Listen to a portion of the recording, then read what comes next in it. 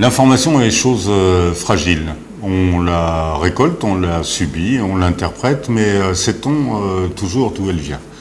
Il y a depuis quelques jours, depuis dimanche, un site web, Sputnik pour ne pas le nommer, fait le buzz. Il fait le buzz à La Réunion particulièrement en ayant mis notre île dans une liste des 10 destinations que les touristes du monde entier devraient absolument éviter car ils risquent de ne pas en revenir.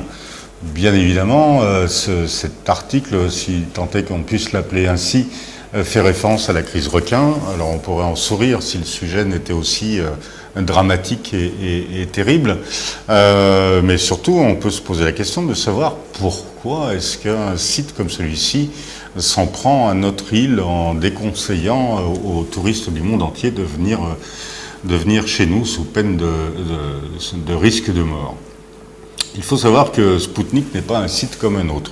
Il se présente comme un média alternatif, comme tant d'autres sur le web. Un mot un peu fourre-tout où on peut avoir à la fois du militant qui s'offre une visibilité à moindre coût sur le net, ou une association, ou voire même des journalistes qui ainsi peuvent publier des informations directement auprès de leurs lecteurs. Mais Sputnik, c'est tout sauf cela. Sputnik, c'est un site qui est officiellement détenu, soutenu et alimenté par le régime et par l'État russe, comme l'est un autre média soi-disant alternatif qui s'appelle RT, Russia Today, pour une mauvaise traduction. Ces deux sites sont en fait, comme l'ont montré de nombreux chercheurs, de véritables armes de désinformation massive. Ces deux sites, Sputnik, qui nous concerne aujourd'hui, fait ainsi partie de ces sites russes qui ont fait campagne un coup de rumeurs et de fausses informations contre Hillary Clinton pour que Donald Trump soit élu. Plus récemment, en mai dernier, le président Macron, lors d'une conférence de presse commune avec Vladimir Poutine, n'avait pas hésité à pointer du doigt ce site-là en traitant ouvertement ce support d'armes de propagande et non pas de médias, de journalistes comme un autre. Le président Poutine n'avait rien trouvé à redire, si ce n'est un silence un peu méprisant. On peut se demander pourquoi il s'intéresse à nous.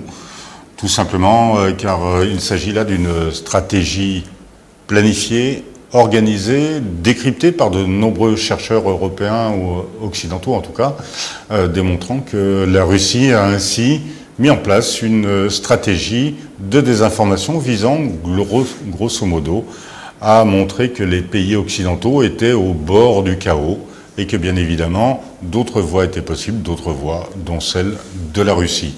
Alors évidemment ce site a fait le buzz, beaucoup se sont moqués en disant mais qu'est-ce que c'est que cela, alimentant une défiance envers les journalistes en disant mais les journalistes racontent n'importe quoi.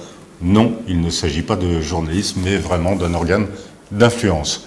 En parallèle, le gouvernement, à la demande d'Emmanuel Macron, étudie la possibilité d'une loi sur les fake news, ces mauvaises informations.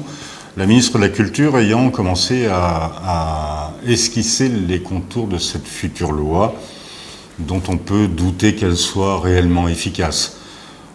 Dimanche, nos confrères de la Croix ont publié un sondage indiquant très clairement que les internautes faisaient confiance dans leur grande majorité, principalement aux médias classiques, pour alimenter, pour s'informer sur les réseaux sociaux ou les autres sites internet, les préférant à tous ces soi-disant médias alternatifs. Plus que toute loi, c'est cette confiance dans les médias classiques, dans le travail des journalistes qui nous oblige plus que jamais à sérieux et rigueur. Et c'est en ne trahissant pas cette confiance qu'on fera avancer cette lutte contre la désinformation des fake news plus que toute loi.